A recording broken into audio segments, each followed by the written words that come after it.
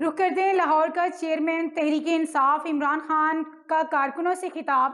तहरीक इंसाफ के चेयरमैन इमरान खान का कहना है कि मैं पागल नहीं हूं जो 70 साल की उम्र में सड़कों पर निकला हूं।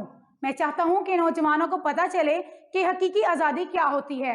मुझे किसी चीज़ की कमी नहीं, अल्लाह ने सब कुछ दिया है। मेरा मार्च सियासत या इलेक्शन के लिए नहीं बल्कि कौम को एक आज़ाद मुल्क दिखाना है। लॉन्ग मार्च के तमाम मनाजर वक्तन फवक्तन हम 1 बाय 1 न्यूज़ चैनल HD पर दिखाते रहेंगे, तो हमारे साथ रहिएगा और देखते रहिए चैनल 1 बाय 1 न्यूज़ HD। जब इंसाफ थे चले जी पाकिस्तान जिंदाबाद। बड़े खामोशी से मेरी बात सुनिए। आप सबको पता होना चाहिए कि मैं 70 साल की उम्र में ये क्यों निकला हुआ हूं, क्यों सड़कों पे निकला हुआ हूं, मुझे किस चीज की कमी है। मेरे मौला मुझे सब कुछ दे चुका। जो मैंने अल्लाह से जिंदगी में मांगा उससे ज्यादा दे चुका मुझे। मैं सिर्फ ये सफर कर रहा हूं इस्लामाबाद का एक वजह से, और मैं चाहता हूं आप गौर से सुने क्योंकि आप मेरे बच्चों की तरह, और मैं चाहता हूं आपकी तरबियत हो ताकि आपको पता चले कि आजादी क्या होती है। मेरा ईमान है कि जब आप दावा करते हैं ला इलाहा इल्लल्लाह, अल्लाह मैं किसी के सामने स्वाय तेरे सर नहीं झुकाऊंगा, ये बहुत बड़ा दावा है, ये आजादी का दावा है, ये इंसान को आजाद करता है। तो मेरी बात सुन लो शादरा नौजवानों, आप खास तौर पे आपने मेरी बात सुन ली। कभी आज तक गुलाम की परवाज ऊपर नहीं हुई। गुलाम सिर्फ अच्छा गुलाम बनता है, सिर्फ आजाद इंसान दुनिया पे हुकूमत करते हैं। उनकी अजमत तब आती है जब वो आजाद हो। ये जो आजम स्वाति ने आपसे आज बात की, ये मेरी सारी कौम सुन लो। हम सब के लिए हमें शर्म से डूब जाना चाहिए कि एक दादा और नाना उसके पोते और पोतियों के सामने उसको गैर कानूनी तौर पे अंदर घुस के FIA ने उसको मारा। और क्या उसका कसूर क्या था? उसका कसूर ये था कि उसने तनकीद कर दी आर्मी चीफ की। सारी दुनिया में खबर गई, दुनिया के अखबारों में क्या लिखा गया कि पाकिस्तान के सेनेटर, अकल करो, चुप करो, मैं तुम्हारी तरह के लोगों को शुरू दे रहा हूं ताकि तुम गुलाम ना बन के अपनी जिंदगी गुजारो,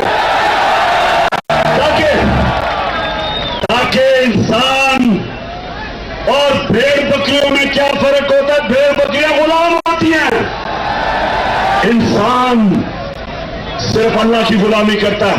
और गौर से सुने, पोते और पोतियों के सामने सिर्फ इसलिए कि उसने तनकीद की उसको मारा गया। और उसके बाद नामालूम अफराद के हवाले किया गया। ये कौन थे नामालूम अफराद? कौन थे? जो भी इसने आजम स्वाति ने नाम लिया, एक था जनरल फैसल और दूसरा ब्रिगेडियर फहीम। ये दो वैशी जब से इस्लामाबाद में आए, लोगों के ऊपर जुल्म, मीडिया के ऊपर जुल्म, धमकियां, सोशल मीडिया के लोगों को उठाना। पहले इन्होंने शहबाज गिल को पकड़ के उसको नंगा किया, उसके ऊपर तशद्दुद किया। उसके बाद जमील फारूकी सहाफी उसको नंगा करके तशद्दुद किया। और आजम स्वाति 75 साल का सेनेटर, उसको पकड़ के इन्होंने जो उसको जलील किया, जुल्म किया। मैं सबसे आज मैं इनको पैगाम देना चाहता हूं कि हम इंसान हैं, हम भेड़ बकरियां नहीं हैं।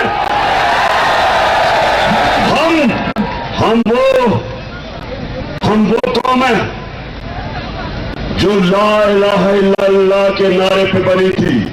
हम वो कौम है जो दुनिया के सबसे अजीम लीडर मोहम्मद मुस्तफा नबी सल्लल्लाहु अलैहि वसल्लम, हम उनकी उम्मत हैं।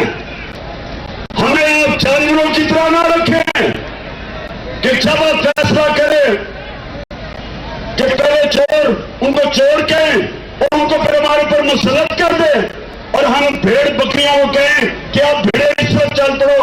पहले वो नवाज शरीफ चोर था और अब वो बड़ा अच्छा हो गया, वो साफ शिफाफ हो गया।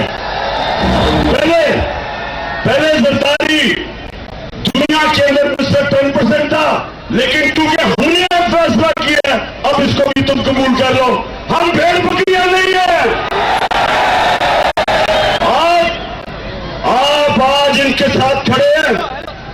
जो प्रेस कॉन्फ्रेंस की गई थी कि जी गैर सियासी प्रेस कॉन्फ्रेंस है, DGSI गैर सियासी प्रेस कॉन्फ्रेंस में इमरान खान को टारगेट नहीं करते। सिर्फ आपको क्यों ये नजर नहीं है चोर जो 1100 अरब रुपए का इस मुल्क पर जो डाका मारा था वो माफ करवा रहे हैं ना, बोल रहे हैं? क्या वो नहीं नजर आया आपको? जो मुल्क पर जुल्म हो रहा है, जो इस वक्त फंडामेंटल राइट्स की वायलेशन हो रही है, मैं फिर चरणबाजों आपको कहता हूं कि आपने बिलावल भुट्टो के कहने पे कराची का सेक्टर इंचार्ज बदला था। ये जो हुआ इस्लामाबाद में, जिस तरह का जुल्म हो रहा है, जब से ये दो आए हैं, आपको इनको हटाना चाहिए। बदनामी कर रहे हैं फौज की, पाकिस्तान की, आपकी। आपको इनको इन्वेस्टिगेट करना चाहिए। अरशद शरीफ कौन था जो उसको धमकियां देता था? उसकी वालदा से पूछे, वो आपको बताएगी क्या कौन वो लोग थे। उसके ऊपर आके प्रेस कॉन्फ्रेंस में कहते जी हमें तो पता ही नहीं है कौन कर रहा था, क्यों बाहर चला गया। खुदा के वास्ते सच बोलना सीखो। आपको सबको पता कि वो कौन धमकियां दे रहा था उसको, सबको पता है। और चीफ जस्टिस साहब, आपका काम है फंडामेंटल राइट्स की हिफाजत करना। कौम आपकी तरफ देख रही है। कस्टोडियल टॉर्चर सारी दुनिया के अंदर इसके ऊपर एक्शन लेते हैं। ये सारी दुनिया में बैन है। कौन हमारे फंडामेंटल राइट्स की हिफाजत करेगा? अगर चीफ जस्टिस साहब आप नहीं करेंगे, कौन करेगा? पहले शहबाज गिल का हुआ, जब मैंने शोर मचाया तो मेरे ऊपर कंटेम्प्ट लग गया, क्योंकि मैंने क्या कानूनी कार्रवाई करूंगा। मेरे ऊपर दहशतगर्दी का केस बना दिया। मैं कस्टोडियल टॉर्चर के खिलाफ बात कर रहा था, और अगर तब एक्शन लिया जाता शहबाज गिल के ऊपर, तो ये जुल्म आजम स्वाति से ना होता। एक आदमी, खुददार आदमी उस तय पे पहुंच जाए कि अगर मैं मुसलमान ना होता मैं खुदकुशी कर लेता। कितना जलील किया होगा उसको। ये डिग्निटी, ह्यूमन डिग्निटी, हमारा आइन उसको तहफ़्फ़ुज़ देता है।